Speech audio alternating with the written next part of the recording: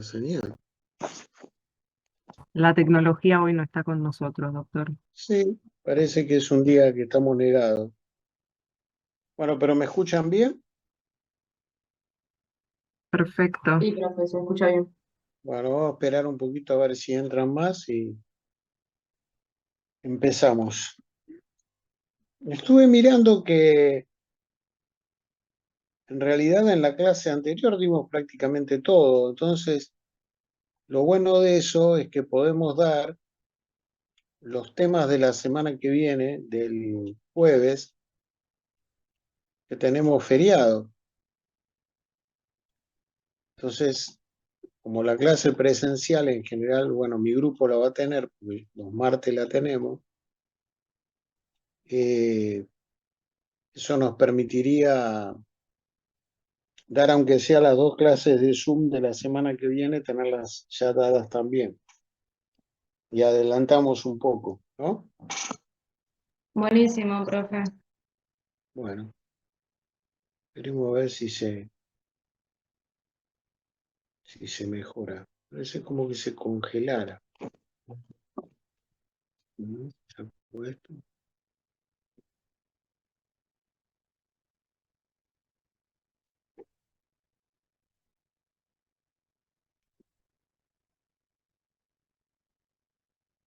A ver.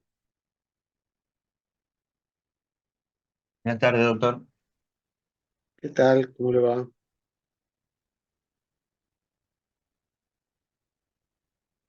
Bueno, no sé qué pasa que tengo mi imagen media congelada, pero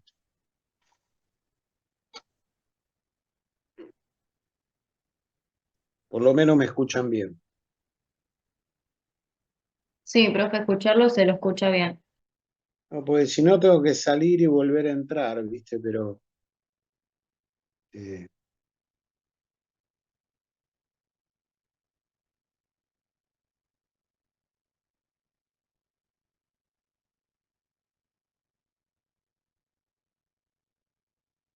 bueno, ahí parece que se ha estabilizado el número, así que vamos a empezar. Bueno, vamos a hablar primero de la insuficiencia cardíaca izquierda con fracción de eyección conservada. Esto es un concepto que a priori suena como un concepto medio raro, porque uno dice, bueno, pero si el ventrículo es capaz de eyectar en cada latido una fracción de eyección normal, que es mayor del 50%, entonces, ¿por qué decimos que el paciente está en insuficiencia cardíaca? ¿Por qué el paciente estaría en insuficiencia cardíaca? Lo que se vio es que estos pacientes tienen un problema en la diástole. La diástole es anormal. El problema no está en la sístole, sino que está en la diástole. De hecho, cuando yo era alumno, a esto se lo llamaba insuficiencia cardíaca diastólica.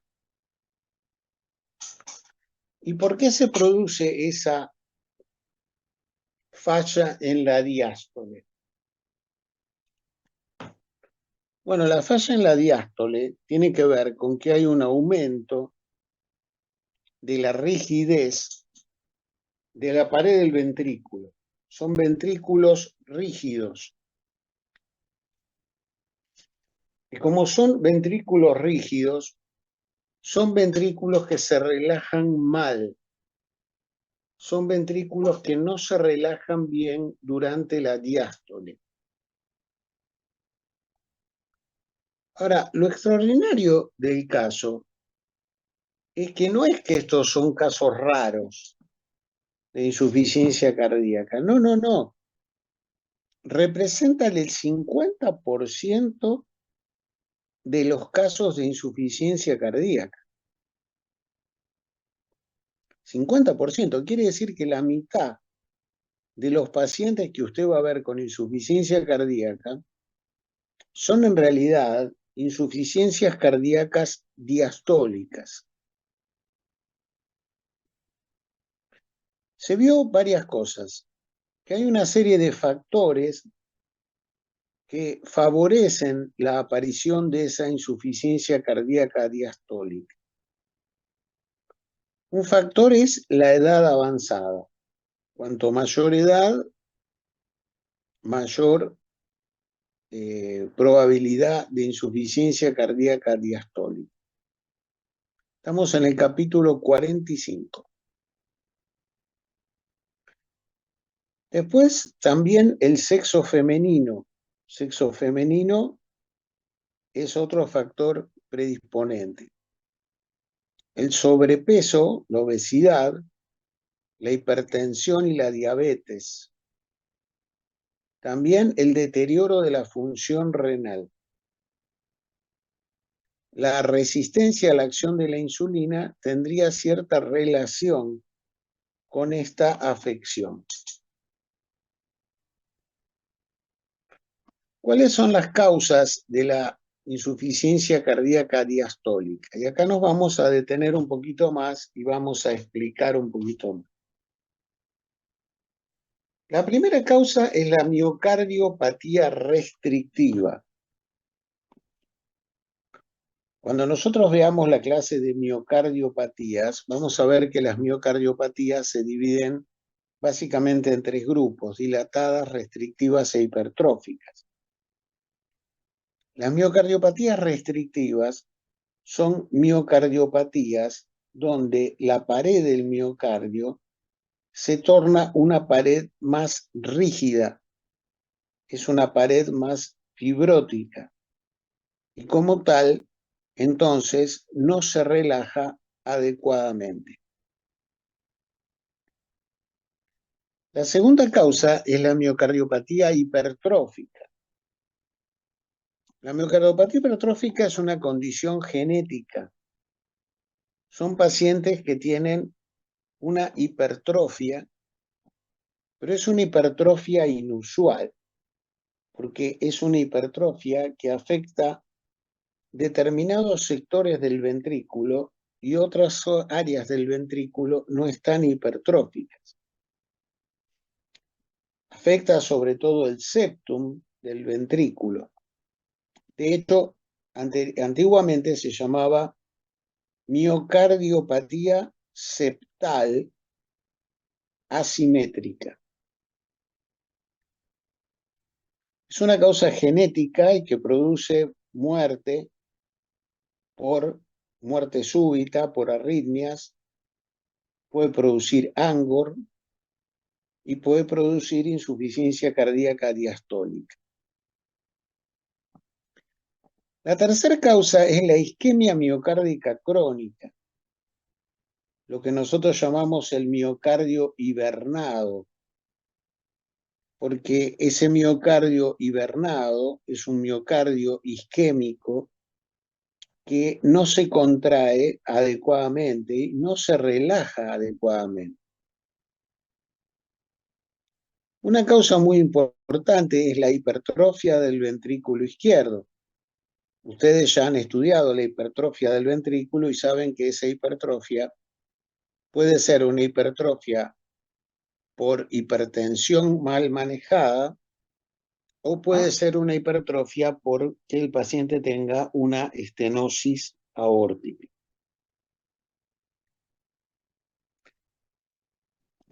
Nos queda una causa que es la pericarditis constrictiva. La pericarditis constrictiva es una pericarditis rara en la cual hay un pegoteamiento de ambas hojas del pericardio con calcificación y fibrosis del pericardio y el pericardio se transforma como en una especie de pared.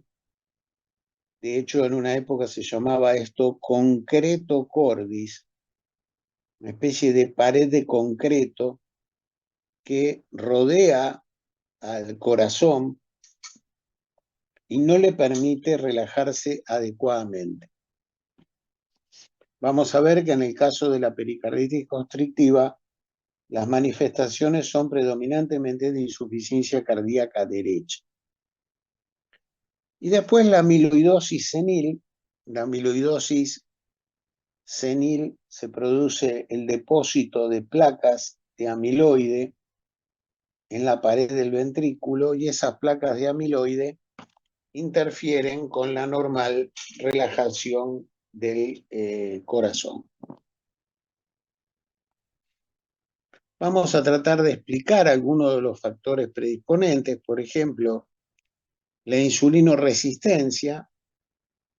La obesidad y la insulinoresistencia generan un estado proinflamatorio. Ese estado proinflamatorio disminuye la disponibilidad de óxido nítrico, que es un importante vasodilatador, y la falta del óxido nítrico predispone que aparezcan cambios hipertróficos en el ventrículo. Además, las células del endotelio de estos pacientes fabrican S-lectina, que recluta linfocitos y activa la fabricación del factor de crecimiento beta transformante, que estimula la fibrosis del miocardio. Y los macrófagos fabrican interleuquina 10, lo que también estimula la fibrosis del miocardio. Entonces, como vemos, sea por la disminución del óxido nítrico, sea por el exceso del factor de crecimiento beta transformante o por la interleuquina 10, lo que se estimula es un miocardio que se transforma en un miocardio fibrótico que tiene una mala capacidad de relajación. La hipertrofia del ventrículo izquierdo, porque cuando hay hipertrofia, la pared está engrosada y hay además fibrosis, sobre todo por la acción de la aldosterona, por la activación del sistema renina-angiotensina-aldosterona. La isquemia del miocardio, porque se ha descubierto algo muy interesante. La relajación del miocardio no es un proceso pasivo, sino que es un proceso activo que requiere consumo de energía y requiere un buen aporte de oxígeno del miocardio.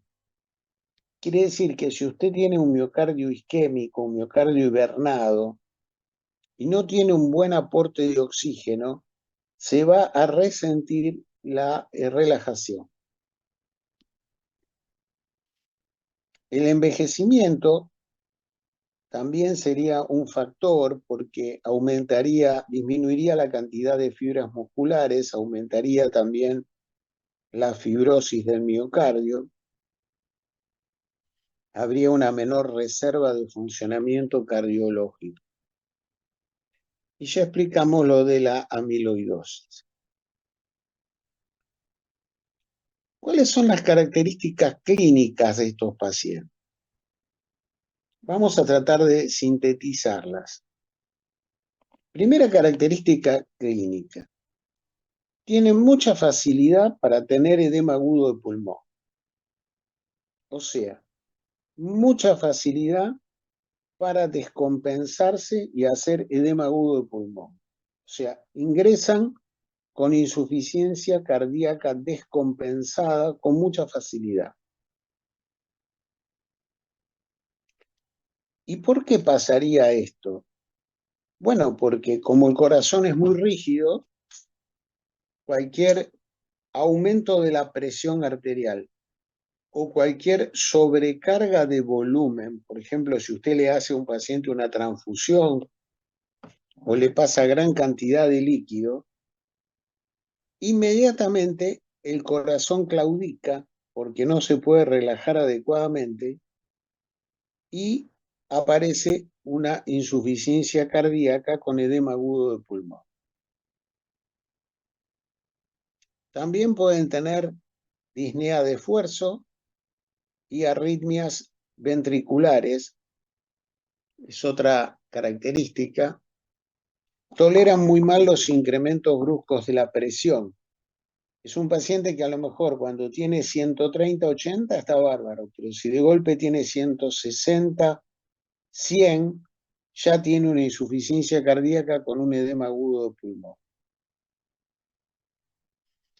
En el caso de la miocardiopatía restrictiva y de la pericardiopatía constrictiva, en realidad predomina más los síntomas de claudicación del ventrículo derecho. Y también es común que estos pacientes al comienzo tengan un cuarto ruido, tengan un galope con cuarto ruido.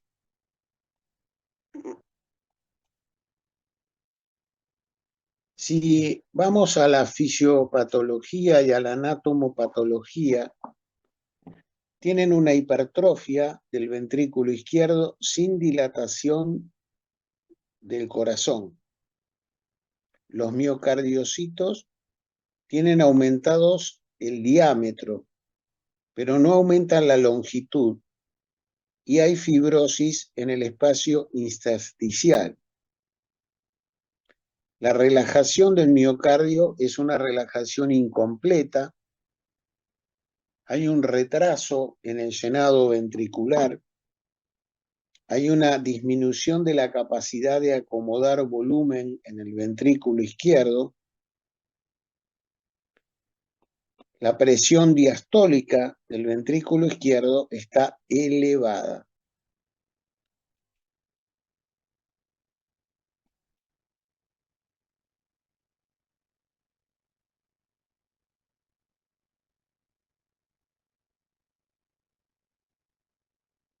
Cualquier aumento de la presión arterial, como el corazón es un corazón muy rígido, se propaga rápidamente a los capilares con tendencia al edema agudo de pulmón. 20% de estos pacientes terminan desarrollando una insuficiencia cardíaca derecha, pues como una insuficiencia global. Y otra característica es que no pueden aumentar la frecuencia cardíaca durante el ejercicio. Esto es un tema muy interesante. No pueden aumentar la frecuencia cardíaca durante el ejercicio. Esto se conoce con el nombre de incompetencia cronotrópica. Y eso explicaría que estos pacientes tienen una muy mala tolerancia a la realización de ejercicio.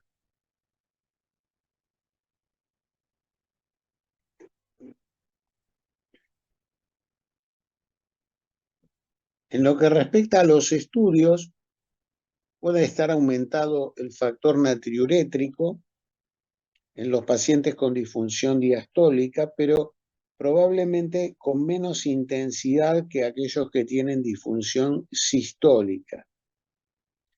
En el electrocardiograma hay una hipertrofia del ventrículo izquierdo. En la radiología hay un corazón agrandado con una configuración izquierda, con una imagen parecida a un patito.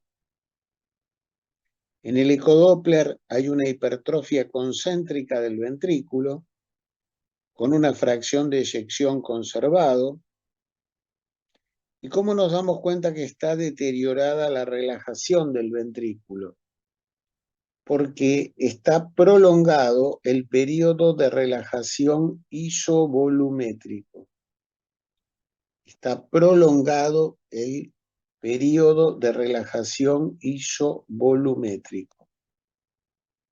Ese es el parámetro que va a medir el cardiólogo ecografista. Si usted le hace un ecoestrés, o sea, un ecocardiograma con estrés, se pone de manifiesta la menor relajación del ventrículo y la falta de aumento de la frecuencia cardíaca.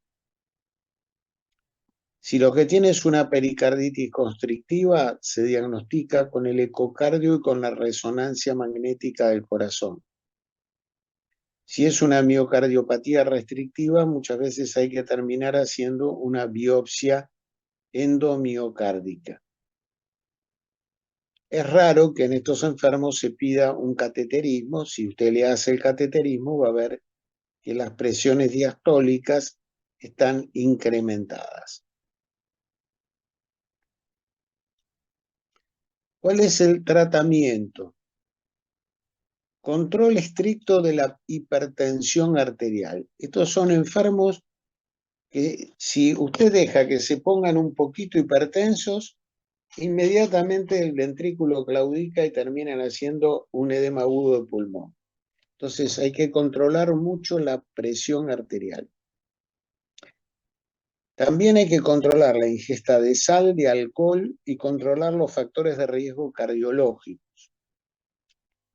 El ejercicio. Se recomienda que el paciente tenga un plan de ejercicios reglados porque se vio que cuando el paciente hace ejercicio aumenta la red de capilares que tiene en el corazón, mejora la perfusión, mejora la oxigenación y eso hace que mejore la capacidad de relajación y la función diastólica.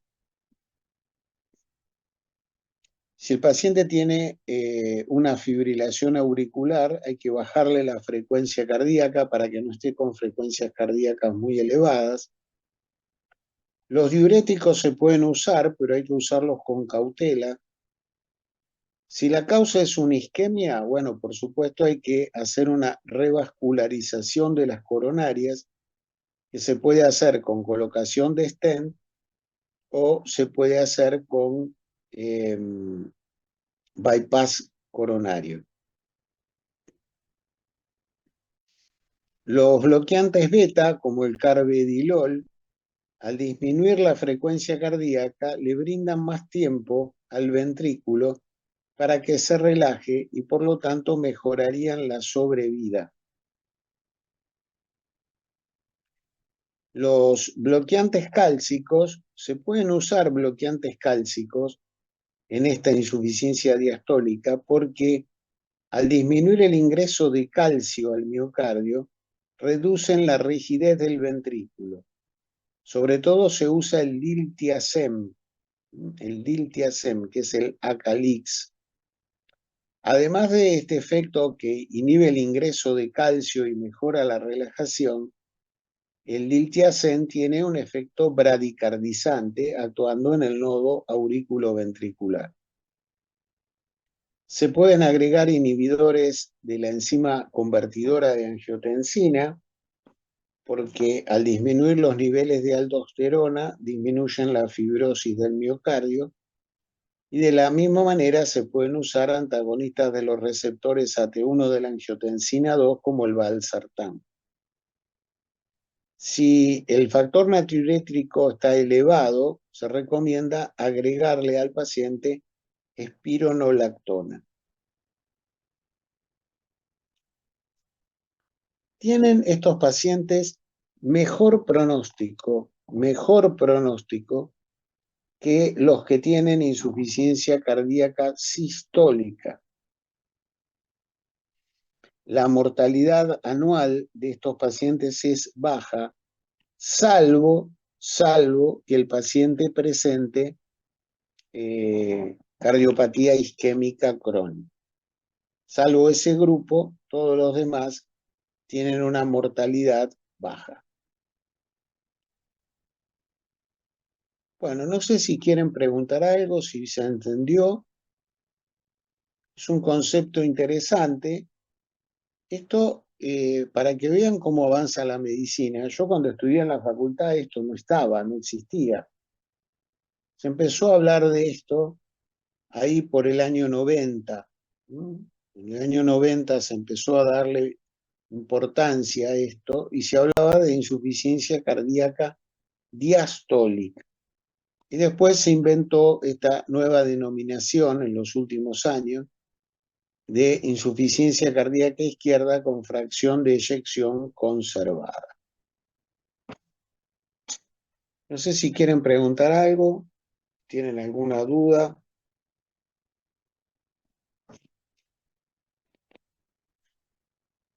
No, doctor. Bueno, fantástico. No Profe, es un tema, el difícil. no, el IECA y el valsartán hay otro que es, bueno, el El ARA, enalapril o el valsartán. ese, bueno, Es lo mismo, constantemente es o uno u otro, valen lo mismo. En todos los Y tratamientos lo estuvo su viendo. su mecanismo de acción es diferente. Su mecanismo de acción es diferente. Sus efectos adversos también, porque el enalapril produce tos y edema anxioneurótico, el valsartán no. Pero en lo que respecta a sus funciones en la hipertensión, en la insuficiencia cardíaca, sistólica o diastólica, son exactamente similares en sus bondades para tratar estos cuadros.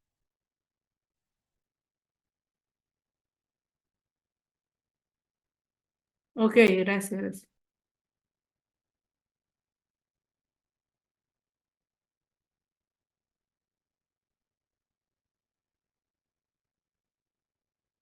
Estoy mirando acá, podemos hablar un poquitito del capítulo que sigue, que es el capítulo de hipertrofia del ventrículo izquierdo.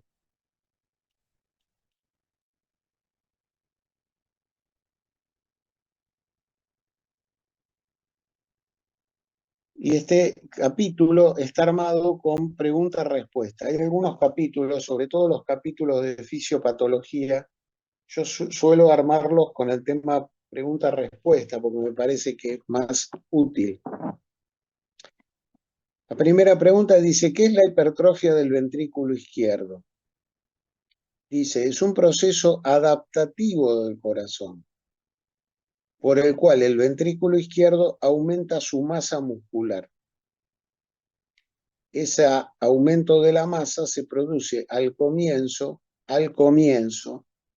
por aumento de la masa de los miocitos sin que aumente el número de los miocardiocitos. O sea, aumenta el contenido del miocardiocito, pero no aumenta el número de miocardiocitos.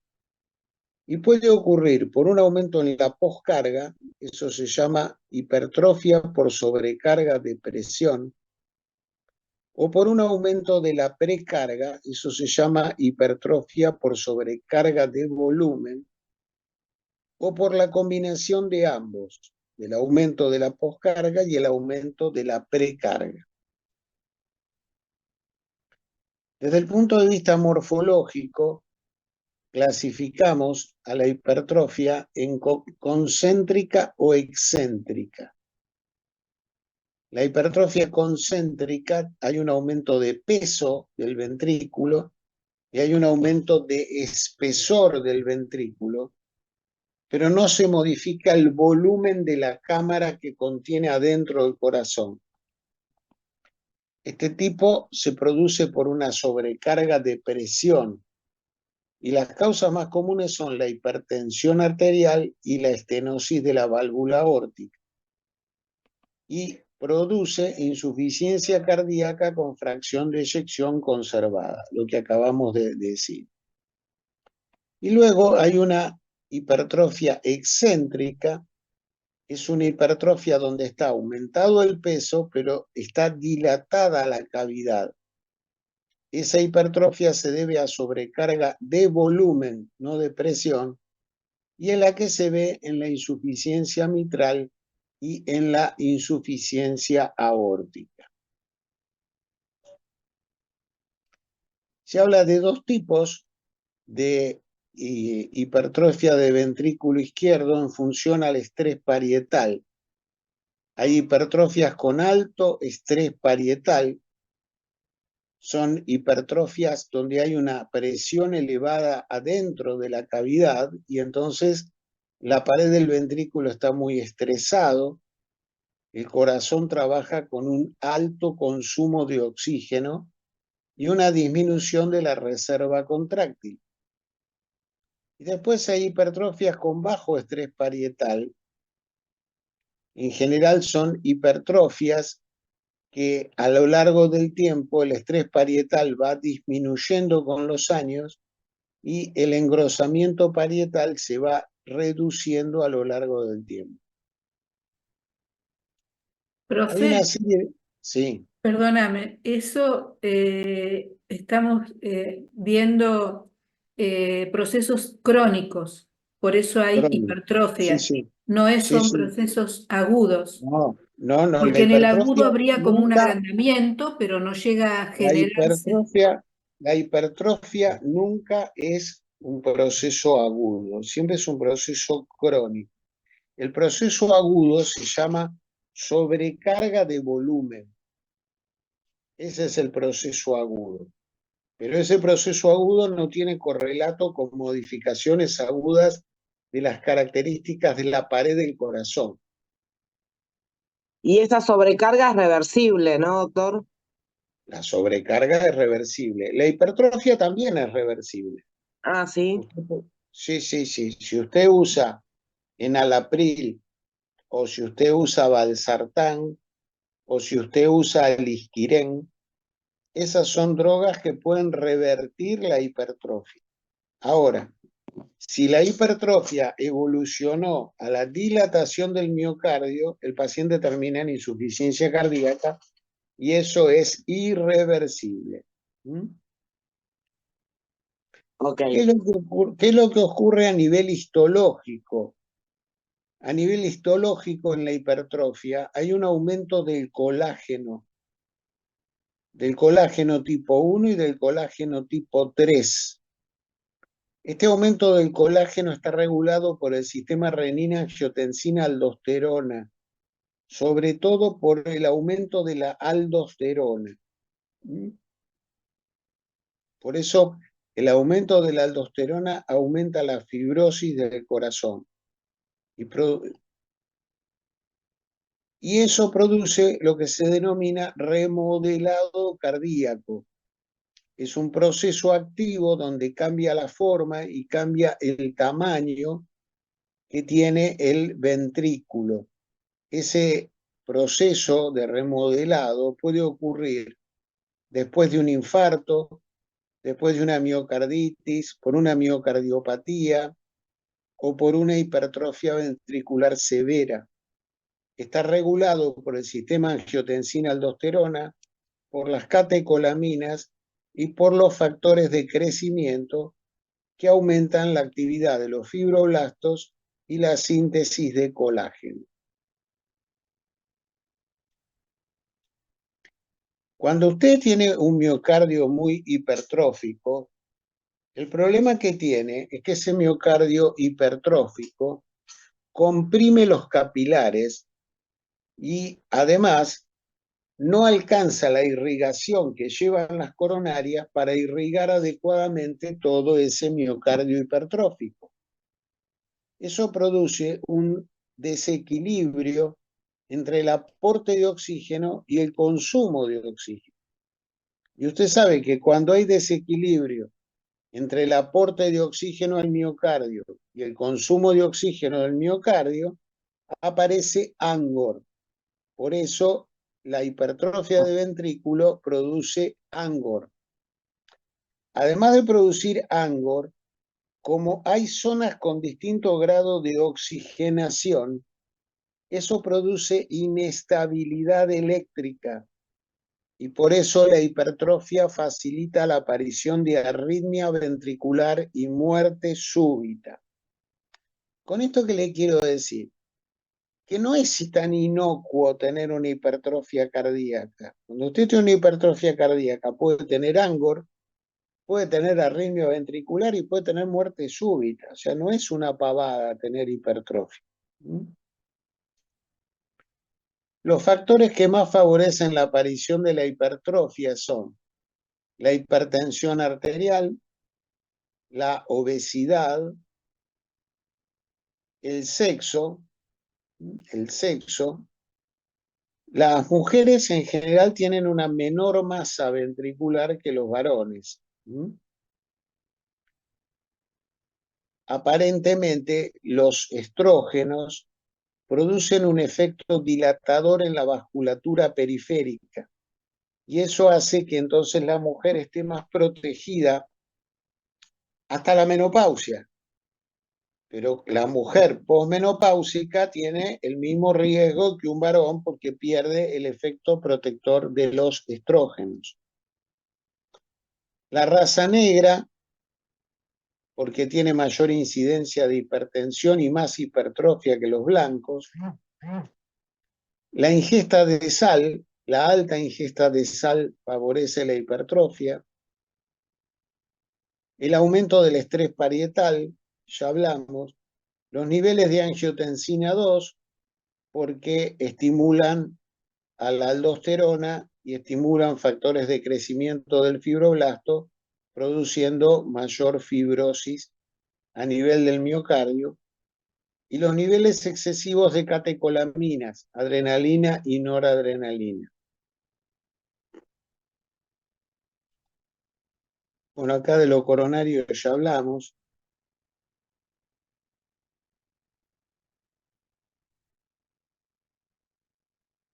Bueno, los factores de crecimiento que influyen en la hipertrofia, el factor de crecimiento tipo beta, el IGF-1, la endotelina tipo 1 y la cardiotrofina tipo 1. Son todos factores que influyen en la hipertrofia. La importancia clínica predispone a la isquemia del miocardio con la aparición de ANGOR, favorece la aparición de arritmia ventricular con riesgo de muerte súbita, es un estadio previo a la evolución a la insuficiencia cardíaca izquierda y favorece la aparición de insuficiencia cardíaca diastólica. ¿Cómo podemos detectar la hipertrofia? Bueno, mediante la radiología hay una cardiomegalia de configuración izquierda, el corazón tiene forma de patito. En el electrocardiograma, el índice de Sokolov, ¿se acuerdan que se suma la onda S de B1 y B2 con la onda R de B5 y B6 que tenga más voltaje? Si da más de 35, tiene hipertrofia del ventrículo izquierdo. Y mediante el ecocardio, que permite ver el grosor de la pared y el diámetro de la cavidad. ¿Cuáles son las drogas que revierten la hipertrofia? Los inhibidores de la enzima convertidora, el enalapril, y los inhibidores del receptor periférico de la angiotensina 2, el valsartán.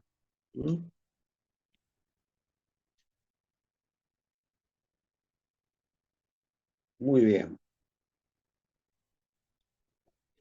Les dejo para aquel que le interese, no lo voy a dar, pero seguramente a alguno que va al gimnasio le va a interesar. ¿Qué es esto de el corazón del atleta? El corazón del atleta como una hipertrofia de miocardio que ocurre como consecuencia del ejercicio. Y entonces ahí tiene distintos tipos de ejercicio. Por ejemplo, hay ejercicios aeróbicos, que son, por ejemplo, los que corren, los corredores. Esos tienen un tipo de hipertrofia. Es distinta esa hipertrofia, por ejemplo, de los que levantan pesas, tienen otro tipo de hipertrofia. Y a veces hay otro tipo que sería como una mezcla entre los aerobios y los anaerobios. O sea, este es todo un capítulo dedicado al ejercicio. El corazón en el ejercicio.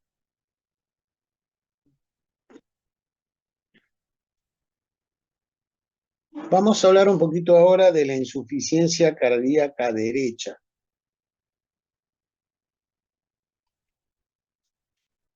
¿Por qué puede haber insuficiencia cardíaca derecha? Bueno, dividimos las causas en causas comunes y causas raras. Causas comunes y causas raras.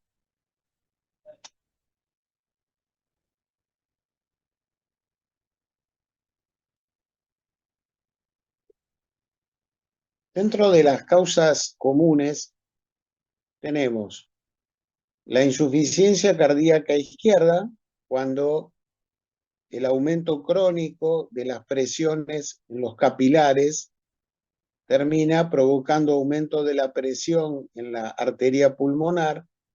Eso produce hipertrofia del ventrículo derecho y luego insuficiencia del ventrículo derecho. y el paciente termina teniendo una insuficiencia cardíaca global. La segunda causa común es el corazón pulmonar. El corazón pulmonar es por EPOC.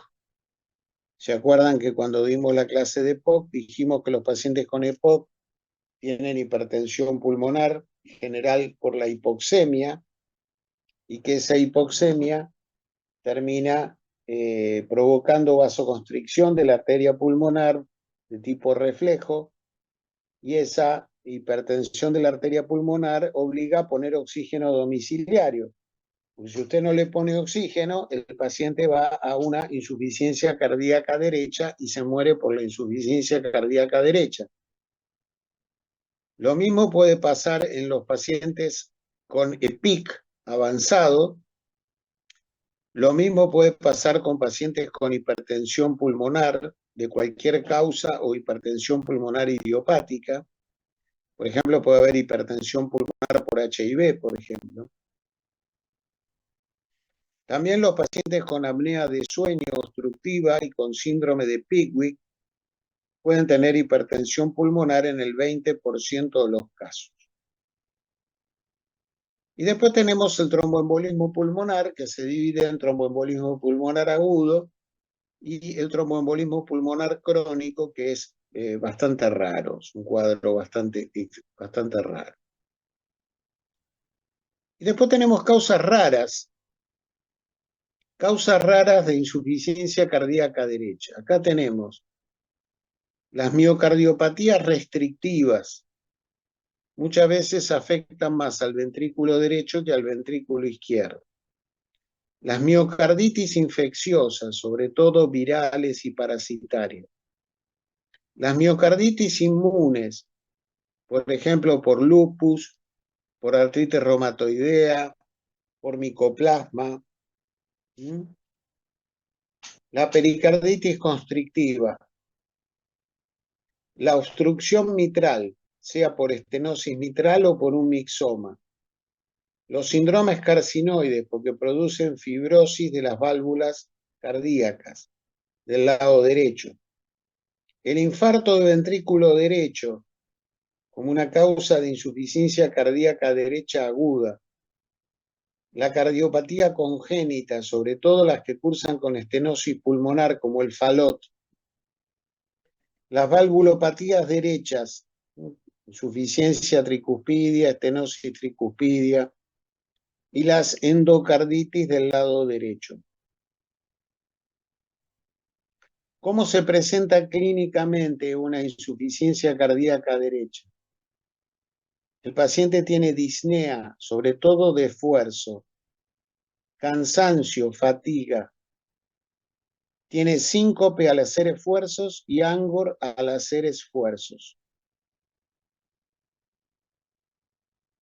El angor puede aparecer sin que haya enfermedad coronaria, simplemente porque hay un aumento de la demanda de oxígeno del corazón derecho.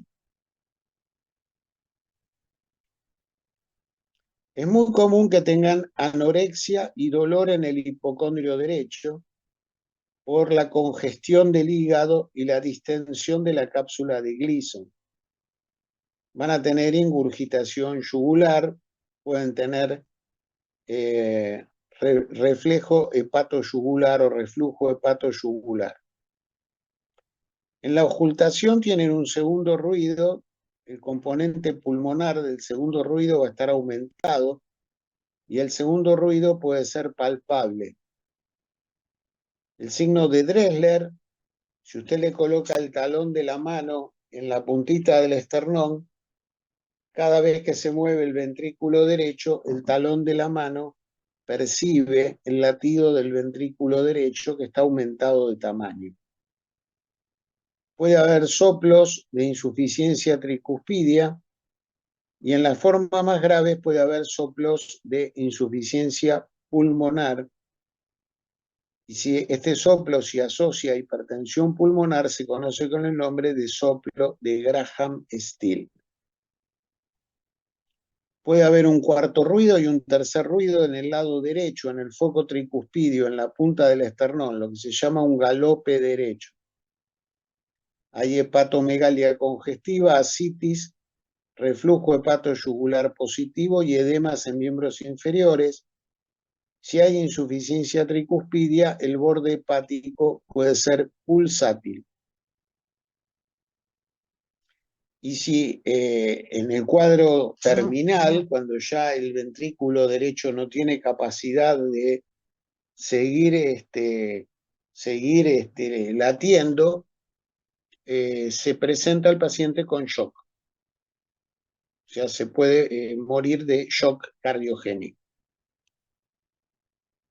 La metodología de estudio, los gases en sangre para ver si el problema es un problema pulmonar y si hay hipoxemia. La radiografía de tórax, cuando el paciente tiene insuficiencia cardíaca solo derecha, el corazón tiene forma de zapato, de sueco con Z, ¿no? De zapato. También las arterias pulmonares se van a ver como agrandadas en los ilios pulmonares. Y hay una pérdida del espacio aéreo retrocardíaco por el agrandamiento del ventrículo derecho. En el electrocardiograma el eje está desviado hacia la derecha, hay bloqueo de rama derecha, hipertrofia del ventrículo derecho y agrandamiento de la aurícula derecha con aparición de una P pulmonar.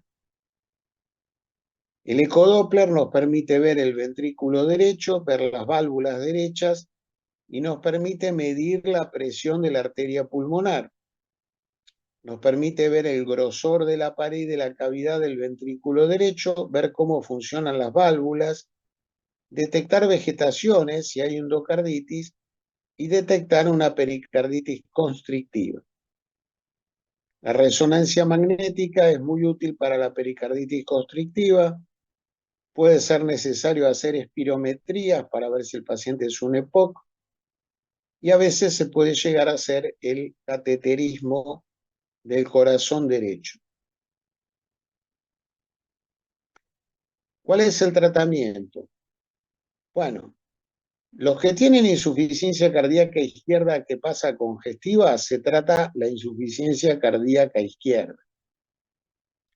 Los que tienen corazón pulmonar, bueno, con el oxígeno domiciliario, usted recuerda que el oxígeno es el mejor vasodilatador de la arteria pulmonar.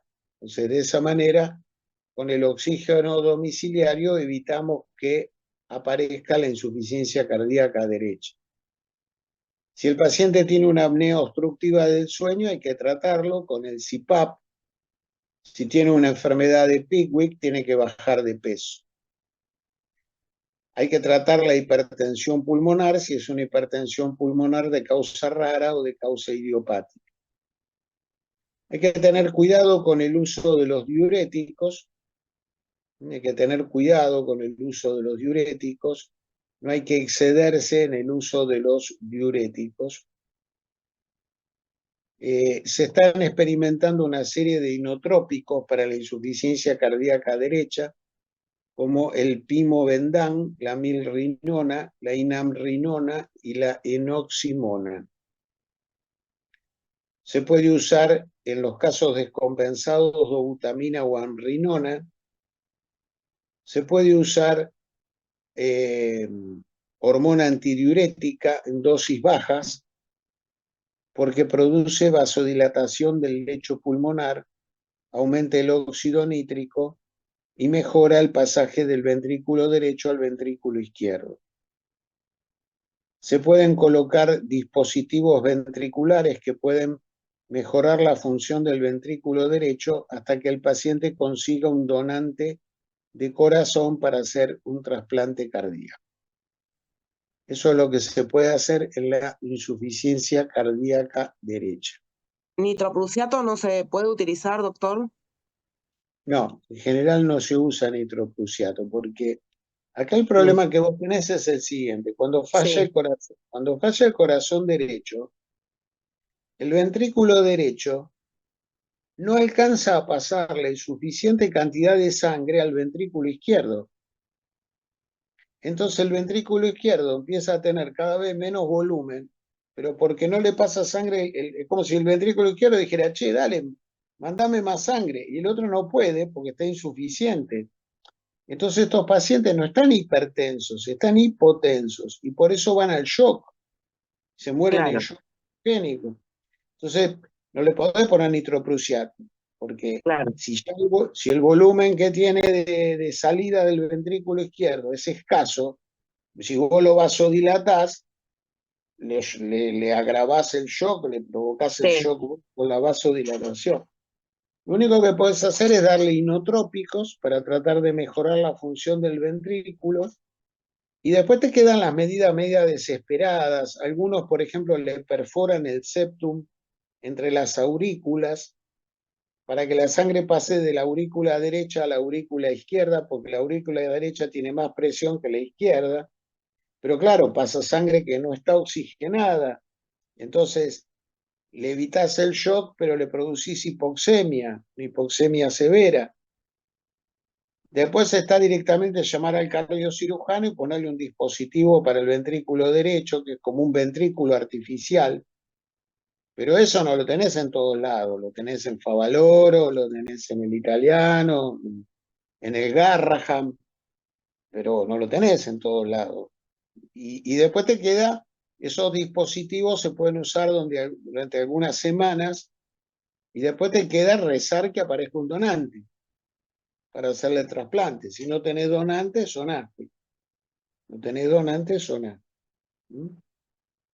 Yo he visto morir pacientes en insuficiencia cardíaca derecha, por ejemplo, un paciente por un infarto de ventrículo derecho que hizo una insuficiencia cardíaca derecha masiva con shock.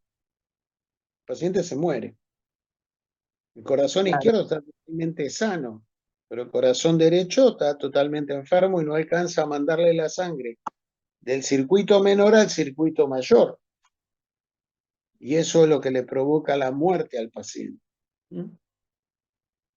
Doctor, y otra consulta, antes del cateterismo, ¿no? Que sería antes de, o sea, uno le hace le haría el cateterismo para el tema de la intervención, ¿no? Para saber cómo está justamente, En estos pacientes no se hace cateterismo, ¿no? porque Ah, no hay una causa isquémica de esto. claro, No hay ninguna causa isquémica de esto, salvo que tenga un infarto de ventrículo derecho. Si es un infarto de ventrículo derecho, se le da trombolíticos y se le hace la angioplastía para ver si le podés destapar el vaso. claro, Si le podés destapar el vaso, el tamaño del infarto se achica y al tener un infarto más chiquito, recupera un poco más de función del ventrículo y quizás sale del shock. sí, ¿Se entiende? sí, sí. Y si tiene endocarditis, ¿es aconsejable hacerle el ecocardio transesofágico como para, Y siempre con el transesofágico se ve mejor, pero no en todos lados tenés un ecocardio transesofágico. claro, En muchos lugares no lo tenés. claro, Entonces, si no tenés el transesofágico, bueno, le harás un ecocardio convencional, ¿no? sí, Y le vas a sí, hacer, sí, por supuesto, los hemocultivos, y por supuesto la clínica va a ser de endocarditis. El paciente va a tener fiebre, va a tener leucocitosis, va a tener eritro alta, claro, neutrofilia, va a tener toda la clínica de la endocarditis, ¿no? exacto, Y en el caso de las válvulas derechas, acordate que muchas veces hacen un cuadro parecido a TEP, claro.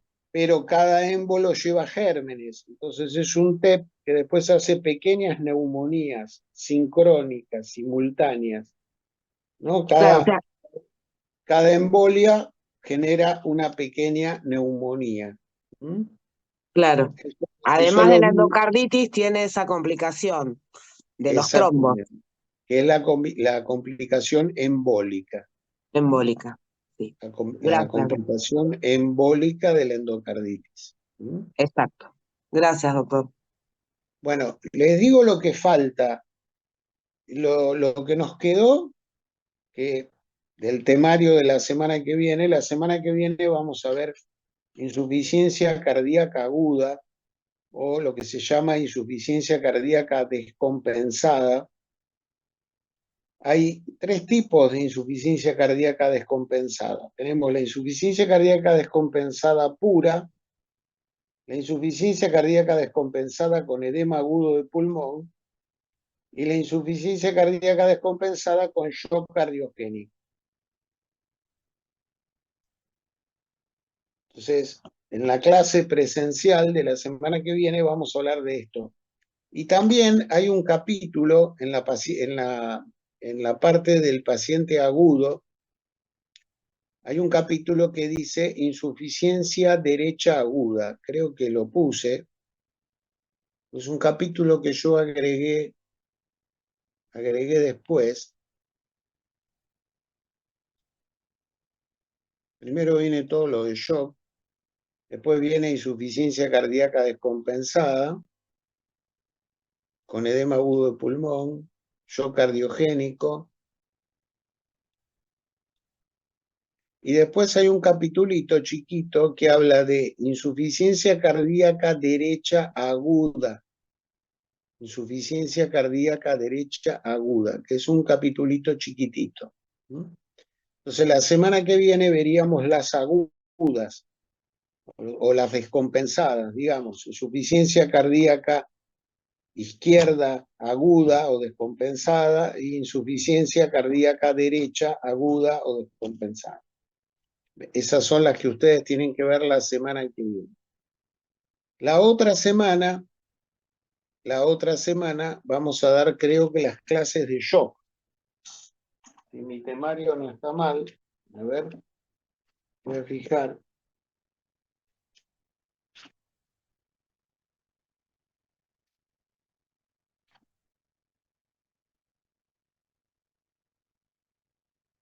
No, claro, shock nos quedaría justamente para la semana que viene.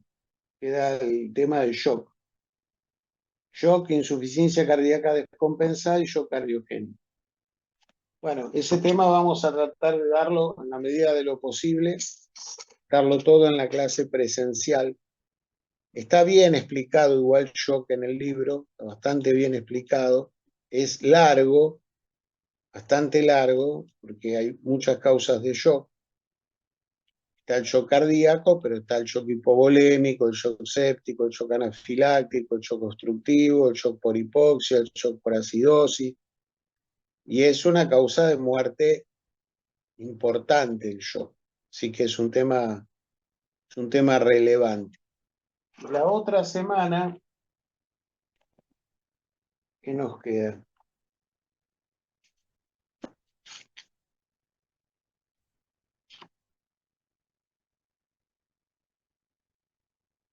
Bueno, ya nos quedaría la otra semana infarto. A lo mejor lo que podemos hacer es dar en un solo teórico aleteo y fibrilación por Zoom y en el otro teórico dar shock.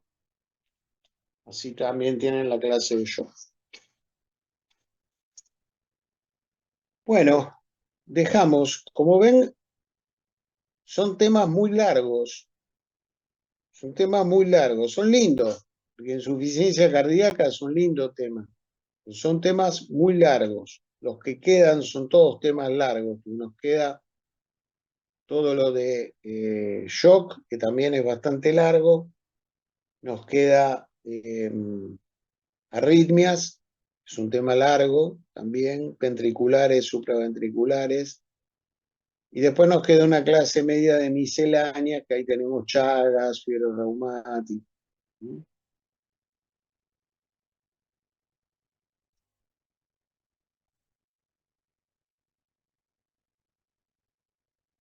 Me dice acá alguien que estaba el tema de miocardiopatías. Bueno, podemos dar miocardiopatías hoy, tenemos tiempo, yo pues tengo tiempo, podemos darlo ahora.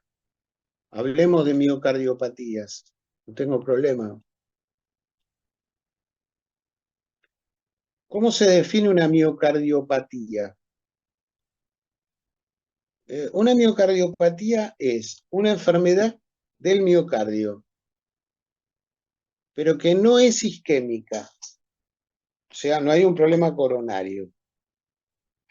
No es infecciosa ni es producida por una causa inmunológica.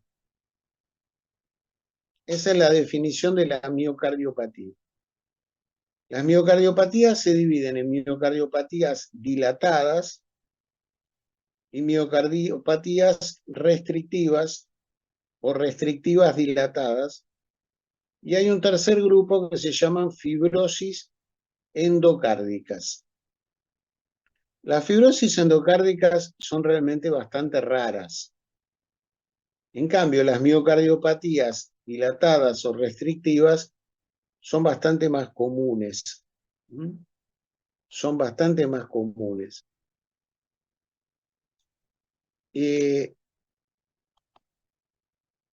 Acá vamos a ir hablando de las principales miocardiopatías. Empecemos por la miocardiopatía por alcoholismo. Esto es muy interesante porque usted recibe a un paciente en la guardia, el paciente está en insuficiencia cardíaca, usted le saca una placa de tórax, tiene una cardiomegalia, pero usted lo empieza a interrogar y el paciente no tiene presión alta, no tiene valvulopatía, no tiene Chagas, no tuvo infartos. Entonces usted dice, ¿y por qué carajo tiene insuficiencia cardíaca?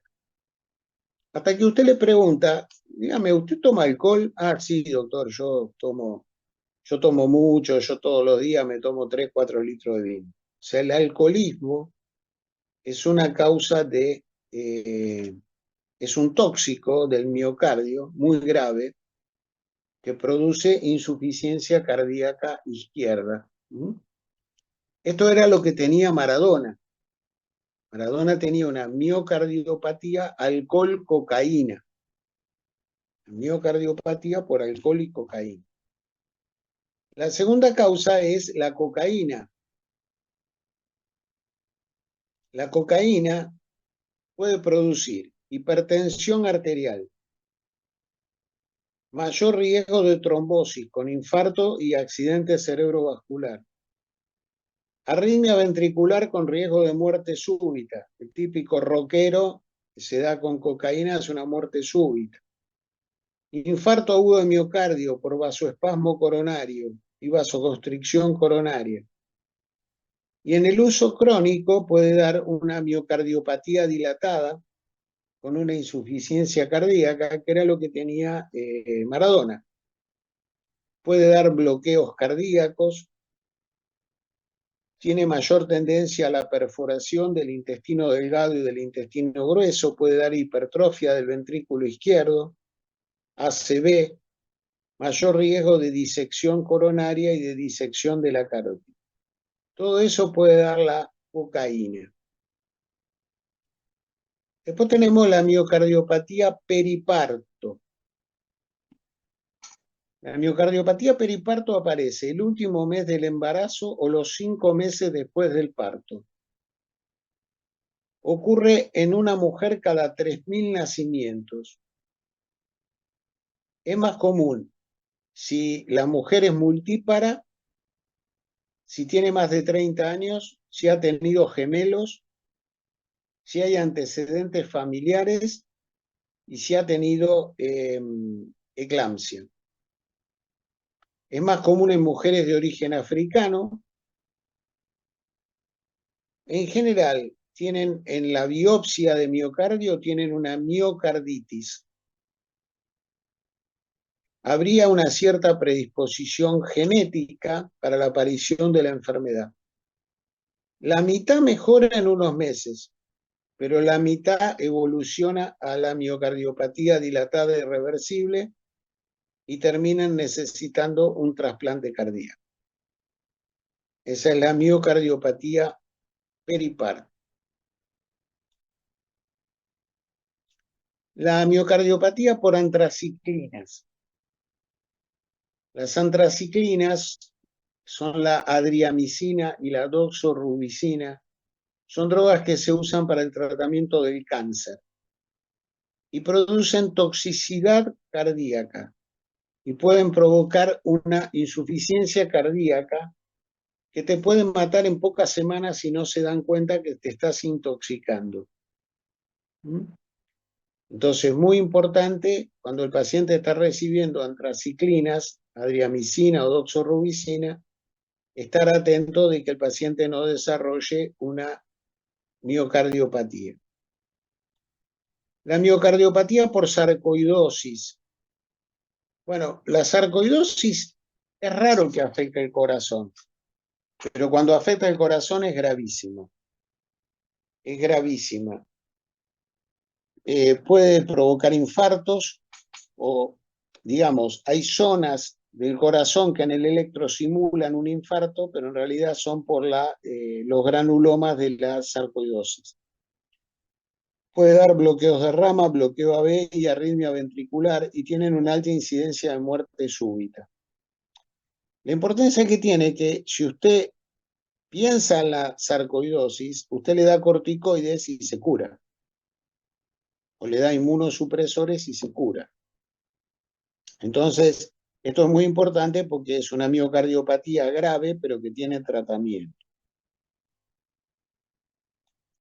Después tenemos la miocardiopatía por amiloidosis, que puede ser dilatada o restrictiva.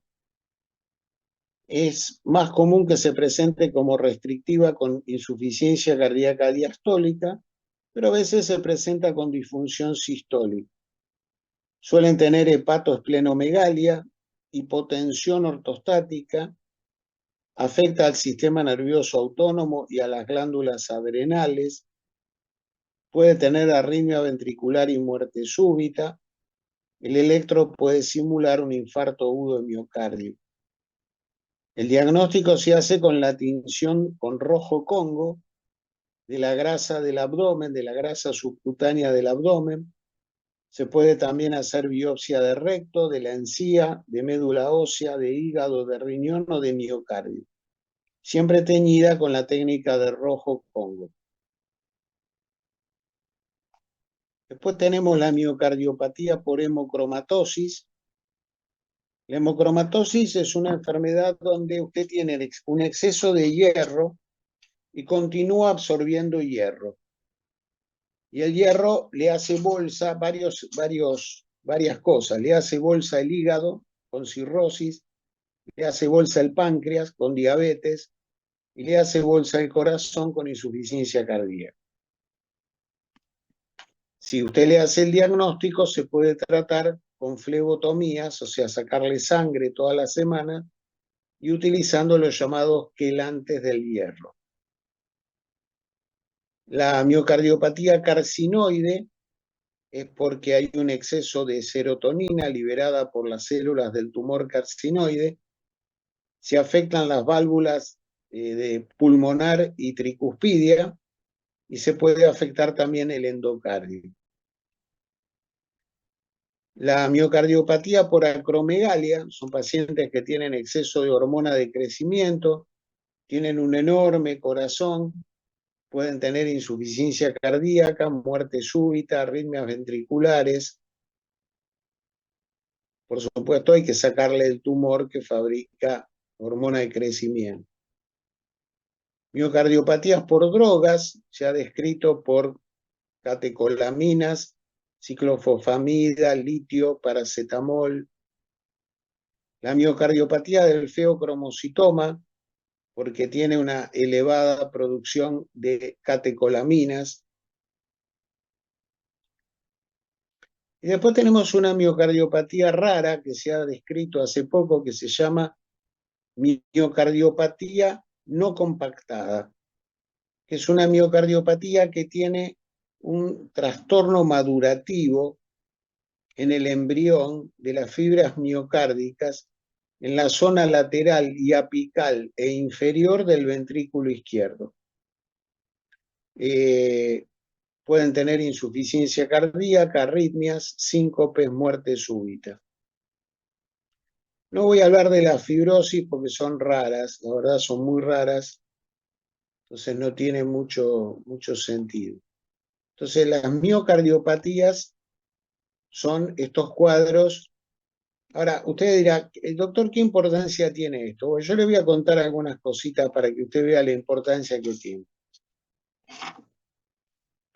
Un día yo estoy en el consultorio, me viene a ver un paciente catalán de 72 años. Yo abro la puerta del consultorio, el paciente estaba con una disnea tremenda. Le digo, ¿qué le pasa? No, caminé 2 cuadras, me dice. El tipo estaba una falta de aire total. Bueno, lo reviso, tenía una punta totalmente desplazada, una enorme cardiomegalia, engurgitación yugular, hepatomegalia, esplenomegalia. Me llamó la atención que estaba muy hipotenso. Entonces no me quedaba claro. Entonces digo, pero este hombre, ¿por qué tiene insuficiencia cardíaca?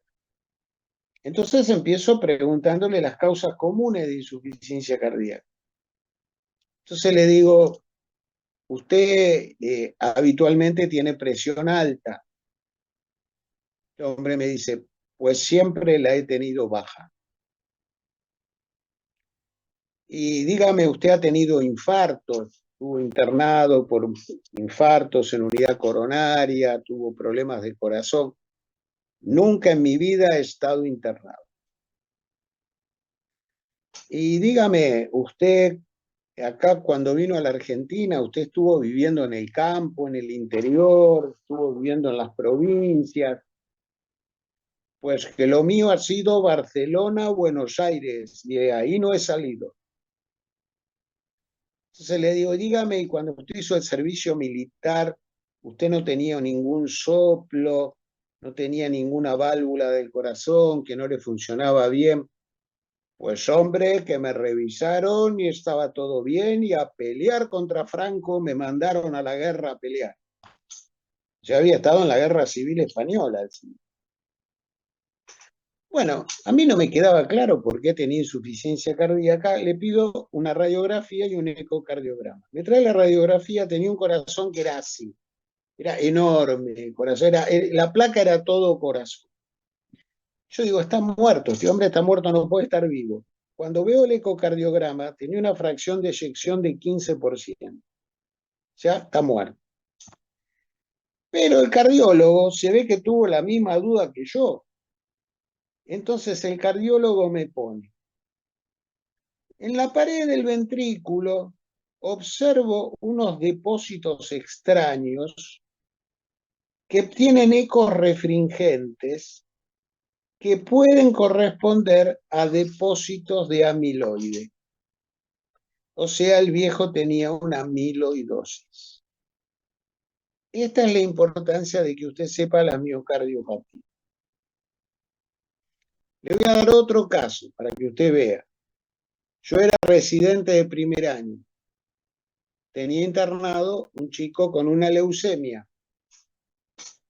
Chico de 18 años. Yo lo revisaba todos los días y lo veían los hematólogos que le ponían el tratamiento. Un día cuando lo voy a revisar, el chico está taquicárdico y yo le oculto un tercer ruido. Entonces digo, pero este chico tiene una insuficiencia cardíaca. ¿Pero por qué tiene insuficiencia cardíaca si ayer no la tenía? Aparte, tiene 18 años. Entonces voy a buscar a mi instructor de residente. Viene mi instructor de residente, le digo, mira, me parece que tiene esto, así, así, así, así. Dice, bueno, primero vamos a ver si tenés razón. Entonces se pone el estetoscopio y lo oculta. Dice, muy bien, tenés razón. Está taquicárdico, tiene tercer ruido, tiene insuficiencia cardíaca. ¿Qué medicación le están dando los hematólogos? Ah, yo qué sé, le digo, no tengo la más puta idea. ¿Para qué? ¿Pero cómo? Es tu paciente, tu responsabilidad, y vos no sabés la medicación que le están dando en el tratamiento, pero el responsable último me recagó a pedo, porque yo soy de una época donde no era como ahora, que todo el mundo hay que tratarlo entre algodones, porque se ofende, porque que cómo lo vamos a lastimar en su intimidad. No, nosotros nos recagaban a pedos, y por eso nos sacaban buenos, porque nos recagaban a pedos. Entonces me dice, ya mismo te vas a hematología a preguntar qué está tomando. Entonces voy corriendo a hematología, me abre la puerta el hematólogo, le digo, che, ¿qué le están dando a este pibe? Mirá, me dice, le estamos dando doxorubicina. ¿Por qué? Me dice. Digo, no, porque resulta que yo lo encontré en insuficiencia cardíaca. Me dice, porque la doxorubicina es tóxica cardíaca. Le digo, pero pelotudo, avísenme. Ustedes avísenme que le están dando una medicación que puede ser tóxica cardíaca. Entonces yo estoy atento. Mirá si yo estaba desatento. Yo me di cuenta. No, ahora se la vamos a sacar porque si hizo toxicidad cardíaca hay que sacársela. Entonces ahí tenés un chico con una miocardiopatía. Chico con una miocardiopatía. Entonces te di un ejemplo de amiloide, te di un ejemplo de por drogas, por antraciclinas. Por hemocromatosis, por ejemplo, hace poco leí un caso muy interesante en el New England Journal of Medicine, que es la mejor revista de medicina del mundo. Pero un paciente tenía una hemocromatosis avanzada, entonces tenía cirrosis y falla cardíaca. ¿Qué hicieron los yanquis? Doble trasplante. Trasplante de hígado, trasplante de corazón. O sea, le consiguieron el mismo donante los dos órganos. Entonces le sacaron el hígado cirrótico, le sacaron el corazón y chao. Bueno, entonces ven que una vez teníamos un paciente, me acuerdo, que tenía una acromegalia y el tipo tenía unas manos así gigantescas por la acromegalia, cara de acromegálico, y tenía un corazón así, parecía el corazón de un buey. Entonces, estas miocardiopatías hay que tenerlas en cuenta. Y hay que diferenciarlas de la miocardiopatía dilatada de la insuficiencia cardíaca. Hay que diferenciarlas de las miocarditis infecciosas, que puede ser el Chagas, otros parásitos, toxoplasma, virales, de las miocarditis inmunes, lupus, artritis reumatoidea, vasculitis. Entonces, esto es interesante porque si usted dice, ¿qué enfermedades puede tener el miocardio? Mire qué linda pregunta le puedo hacer yo. ¿Qué enfermedades puede tener el miocardio? Usted me tiene que decir la hipertrofia, la insuficiencia cardíaca, la cardiopatía isquémica, las miocarditis infecciosas, como el Chagas, las miocarditis inmunológicas y las miocardiopatías. Todas esas son las enfermedades que usted puede tener en el miocardio. Yo lo cargaba a un amigo mío porque era cardiólogo y yo le decía, es tan difícil la cardiología porque si no está en el endocardio, está en el miocardio, y si no está en el miocardio, está en el pericardio. Pero en el endocardio hay una sola enfermedad, la endocarditis, y en el pericardio hay una sola enfermedad, la pericarditis. Y en el miocardio hay 4 enfermedades, 5. Y nosotros somos clínicos y manejamos 200 enfermedades. Y ustedes manejan 8. Déjense joder. ¿No? Ustedes manejan 8 enfermedades, nosotros manejamos 200. Entonces, yo se lo decía medio en broma, medio en serio, pero es así. O sea, toda la cardiología es, si está en el endocardio, endocarditis. Si está en el pericardio, pericarditis. Con derrame o seca. No hay otra opción.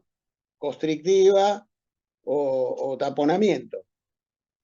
Después, si está en el miocardio, hipertrofia del miocardio, insuficiencia cardíaca sistólica o diastólica, cardiopatía isquémica, miocarditis infecciosas, miocarditis inmunes, miocardiopatías. Y se acabó, no hay más.